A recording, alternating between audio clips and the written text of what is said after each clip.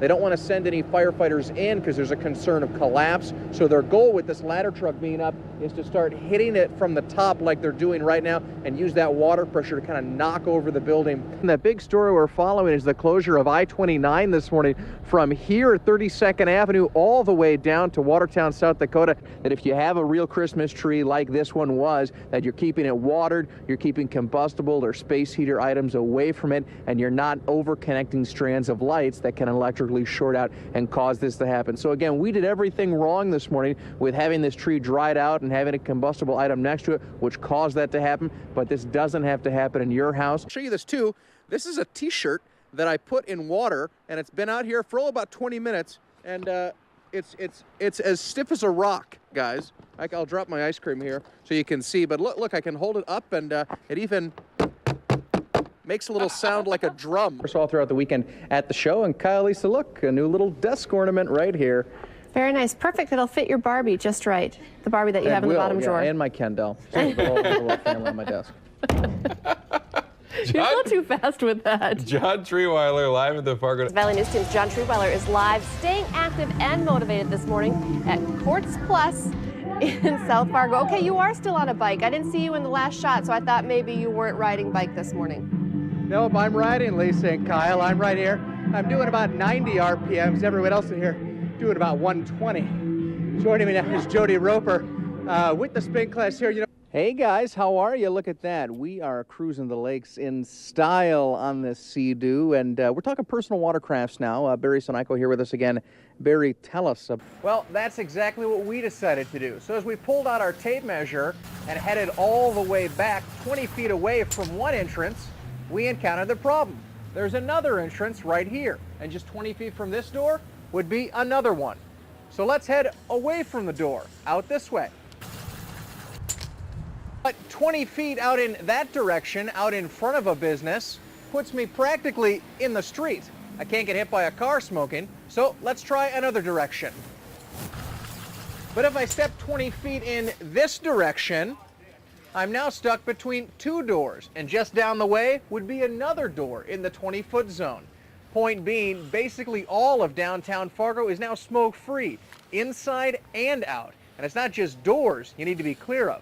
I wish I could say that we set this up, but no, it just sort of looks like this all the time. Yeah. Hello, John. Hello, Kyle and Lisa. Yeah, we're here in the newsroom at one of our colleagues' desks. Not mine, I'm proud to say. Don't worry. Our colleague shall remain nameless who this is. But you can see there's a lot of clutter around, some tapes, some papers, some folders, all just kind of hanging out on the desk. This may look like your office, if it does, or even your home or kitchen or wherever. Well, don't worry. We're going to show you this morning how it cannot look like this anymore. We've got our resident expert in, Miss Simplicity, who's going to show us how to organize and declutter, and when you do, how things can stay that way. That's all coming up this morning. Kyle and Lisa. All right, well, hopefully Jeremiah won't freak out too much when he comes in this morning. Now he's a named colleague. If you're just about to head out the door, you can tune us in at 101.9 Talk FM, and so we learn more about how apparently I am Tom's illegitimate child. Kyle and Lisa. They do kind of look alike. I can see it. I can see it next to each other. And do just that, and you guys have a great morning. I now am going to run off to the foam pit. Bye, guys. There he goes. Tough gig. Is he going to make it?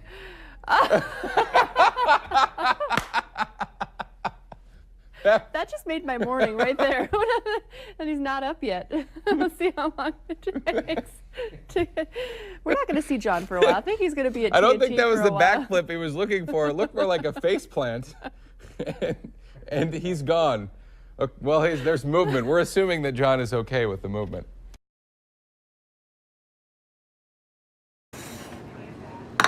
Yesterday was the last time Brenda Hawking put out these ashtrays.